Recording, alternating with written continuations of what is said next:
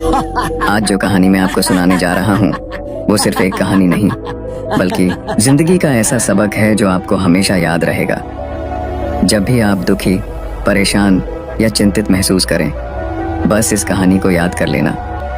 यह कहानी आपको हंसना सिखाएगी, आपको समझाएगी कि हमेशा खुश रहना कितना ज़रूरी है, क्योंकि जो चीज़ आपके हाथ में ही नहीं है उसकी चिंता करने से क्या फ़ायदा। तो आइए इस खास और मज़ेदार कहानी की शुरुआत करते हैं। एक समय की बात है, एक छोटे से गांव में एक पागल आदमी रहता था। वह बिना किसी वजह के हमेशा हंसता रहता था। चाहे कोई उससे कुछ भी कहे, उसकी मजाक उड़ाए, गाली दे या बेइज्जती करे, वह बस हंसता ही रहता। गांव के लोग उसे देखकर हैरान रहते थे। कुछ उसे पागल समझते थे तो कुछ मानते थे कि वह कोई बड़ा ज्ञानी है जिसने जीवन का कोई गहरा रहस्य समझ लिया है। लेकिन वह किसी को कुछ नहीं बताता था, बस हंसता रहता। उसकी हंसी हर जगह गूंजती रहती थी, कभी गांव के चौपाल में, कभी कुएं के पास, कभी खेतों में, तो कभी मंदिर के बाहर। बच्चे उसके पीछे दौड़ते और कहते, पागल काका, आज क्यों हंस रहे हो? वह बस हंसता और कहता, हंसने के लिए क्या वजह चाहिए। गांव में कई मजेदार किस्से उससे जुड़े हुए थे। एक बार एक औरत गुस्से में उसे डांटने लगी, अरे तुझे शर्म नहीं आती? हर समय हंसता रहता है, क्या दुनिया में तुझे कोई दुख नहीं? उसने फिर मुस्कुराते हुए कहा, अगर दुख से कोई फायदा हो तो बताओ, मैं भी दुखी हो जाऊं। गांव के लोग कभी कभी उसकी बातों को मजाक समझते, लेकिन कभी कभी उसकी सीधी सादी बातें गहरी सीख भी दे जाती। एक दिन जब गांव के आसपास का मौसम कुछ अलग सा लग रहा था, तो गांव में एक साधु महात्मा का आगमन हुआ। यह साधु महात्मा अपने झोले में बहुत सारी पूजा पाठ की सामग्री, मूर्तियां और कुछ खाने पीने की चीजें लेकर गांव की ओर बढ़ रहे थे। उनका नाम था स्वामी भास्कर, और गांव वाले पहले तो उन्हें बड़े आदर से देखने लगे, क्योंकि साधु महात्मा का आना हमेशा से एक शुभ संकेत माना जाता था। स्वामी भास्कर नदी के किनारे से गुजर रहे थे जब अचानक उनका झोला नदी में गिर पड़ा। झोले से उनके सारे सामान, मूर्तियां, पूजा की सामग्री और खाने पीने के सामान नदी में बह गए। स्वामी भास्कर बहुत चिंतित हो उठे और तुरंत अपने सामान की तलाश में लग गए, परंतु पानी की तेज धाराओं ने उनके सामान को बहुत दूर ले जाकर बिखेर दिया था। गांव वाले तुरंत ही स्वामी भास्कर के पास पहुंचे और उनकी मदद करने की कोशिश करने लगे, परंतु जितनी भी कोशिश की गई, कोई भी सामान नहीं मिला। ऐसे में स्वामी भास्कर परेशान और गुस्से में लगने लगे। तभी वहां उपस्थित हरि ने जोर जोर से हंसते हुए कहा, अच्छा ही हुआ स्वामी जी, आपका सारा सामान बह गया, इससे आपकी सारी परेशानियां भी दूर हो गईं। यह सुनकर स्वामी भास्कर पहले तो चौंक गए, क्योंकि उन्होंने कभी नहीं सोचा था कि कोई ऐसा व्यक्ति होगा जो ऐसी आपदा पर भी हंस सके। परंतु हरि की हंसी में एक अजीब सी सच्चाई थी जो स्वामी भास्कर को भी हैरान कर गई। स्वामी भास्कर ने गुस्से में कहा, क्या कह रहे हो तुम? तुम्हें समझ नहीं आता कि मेरे सारा सामान, खाने की चीजें, मूर्तियां, पूजा पाठ की सामग्री, ये सब मेरे लिए कितना महत्वपूर्ण था। अब यह सब बह गया है। हरि ने हंसते हुए जवाब दिया, अरे स्वामी जी, सोचिए, अब आपको क्या क्या याद रहेगा? उस भारी झोले का बोझ भी तो अब आप नहीं उठाओगे, और शायद आपकी सारी चिंताएं भी बह गई होंगी। गांव वाले हरि की हंसी से थोड़े चकित भी थे और प्रभावित भी। उन्हें लगता था कि हरि का हंसना सिर्फ एक मजाक नहीं, बल्कि एक गहरी सीख है कि जब आप हमेशा खुश रहते हैं तो छोटी छोटी परेशानियां भी फीकी पड़ जाती हैं।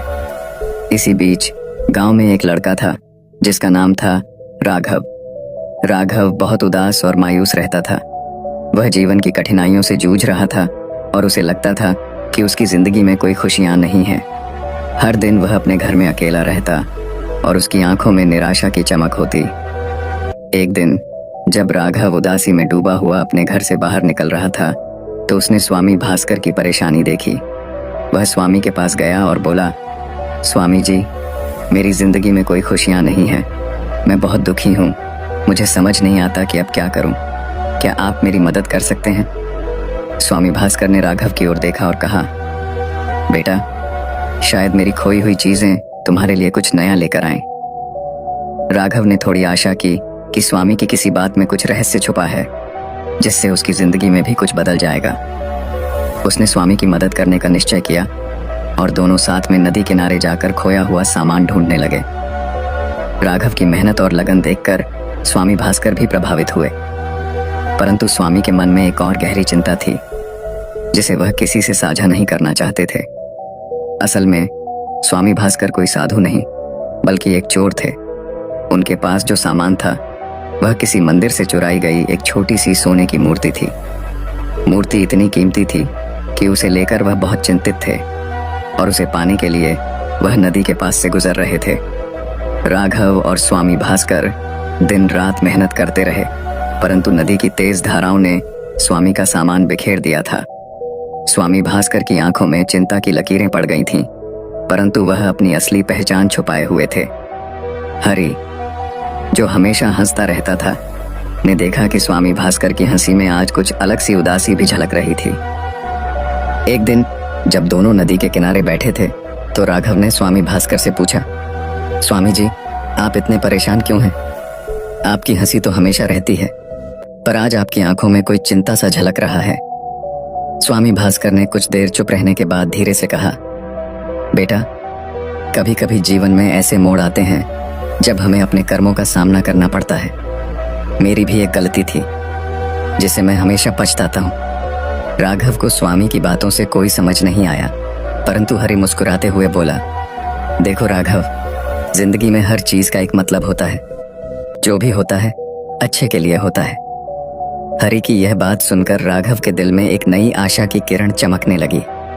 उसने सोचा कि अगर हरि हमेशा खुश रह सकता है तो शायद वह भी अपनी उदासी को दूर कर सकता है। कुछ दिनों बाद जब स्वामी भास्कर और राघव फिर से नदी किनारे खोज में लगे थे तो एक अनजान आदमी ने वहां आकर स्वामी भास्कर के पास से कुछ संदिग्ध गतिविधि करते हुए उन्हें देखा। वही दिन था जब गांव में पुलिस का आगमन हुआ। पुलिस ने स्वामी भास्कर की शंकाजनक हरकत पर नजर रखी थी। राघव उस दिन भी स्वामी के साथ था। तभी पुलिस ने घोषणा की, स्वामी भास्कर, आपको पकड़ लिया जाए। स्वामी भास्कर घबराते हुए कहने लगे, क्या? मैं क्या करूंगा? राघव चुपचाप देखता रहा। हरि ने अपनी हमेशा की मुस्कान बनाए रखी, जैसे कि वह किसी बड़े खेल का हिस्सा हो। पुलिस ने स्वामी भास्कर से पूछताछ की, क्या आपको पता है कि आप मंदिर से चोरी करने के आरोप में खड़े हैं? स्वामी भास्कर डर के मारे कुछ पल के लिए चुप रह गए, परंतु फिर उन्होंने धीरे से स्वीकार कर लिया कि हाँ, वह मंदिर से सोने की मूर्ति चुराने आए थे और वह उसी मूर्ति को पाने की कोशिश कर रहे थे। इस बात से सबके होश उड़ गए। राघव, जो पहले से ही उदास था, अचानक खुश हो उठा, क्योंकि उसे लगा कि अब सब कुछ साफ हो गया है। हरि ने मुस्कुराते हुए कहा, देखा, जो होता है अच्छे के लिए होता है। पुलिस ने स्वामी भास्कर को गिरफ्तार कर लिया और उसकी चोरी का मामला दर्ज कर लिया गया। साथ ही चोरी की गई मूर्ति भी मिल गई, जो बाद में राघव को प्राप्त हुई। पुलिस ने राघव की ईमानदारी और मदद की सराहना करते हुए उसे इनाम दिया। स्वामी भास्कर की गिरफ्तारी के बाद गांव में एक नई खुशी और उत्साह का माहौल बन गया। राघव ने जो इनाम पाया उससे वह अपनी जिंदगी में कुछ नया करने का संकल्प लिया। उसे यह महसूस हुआ कि जीवन में कभी कभी परेशानियां भी हमारे लिए कुछ सीख लेकर आती हैं। हरि, जो हमेशा हंसता रहता था, उसने राघव से कहा, देखो बेटा, जिंदगी में हमें हमेशा खुश रहना चाहिए। जब हम अपने अंदर की शक्ति और सकारात्मकता को पहचान लेते हैं तो कोई भी परेशानी हमें हिला नहीं सकती। राघव ने हरि की बातों को दिल से लगा लिया। उसने अपने जीवन में एक नई शुरुआत की और धीरे धीरे उसकी उदासी गायब हो गई। गांव वाले भी अब उसे एक नए नजरिए से देखने लगे। राघव ने अपनी मेहनत और लगन से अपने सपनों को साकार करना शुरू कर दिया। इस कहानी से हमें यह सीख मिलती है कि खुश रहना एक विकल्प है, चाहे परिस्थितियां कितनी भी कठिन क्यों न हो। अपने अंदर की ऊर्जा और सकारात्मकता को पहचानकर हमेशा खुश रहना चाहिए। सही कर्मों का फल जरूर मिलता है। स्वामी भास्कर का मामला साबित करता है कि गलत कर्मों का अंत हमेशा होता है, चाहे वो कितने भी चतुर क्यों न हो। समय अपने आप सही रास्ता दिखा देता है। जब आपके पास कुछ भी नहीं होता तब भी चिंता करने का कोई मतलब नहीं है, क्योंकि प्रकृति किसी न किसी दिन आपकी मदद जरूर करती है। दोस्तों, याद रखिए, हमेशा खुश रहो। यह केवल एक नारा नहीं बल्कि जीवन जीने का तरीका है। अपने अंदर की सकारात्मक ऊर्जा को जगाइए और हर पल को एक नई उम्मीद के साथ जिएं, क्योंकि अंत में यही खुशियां हैं जो आपके जीवन को सार्थक बनाती हैं।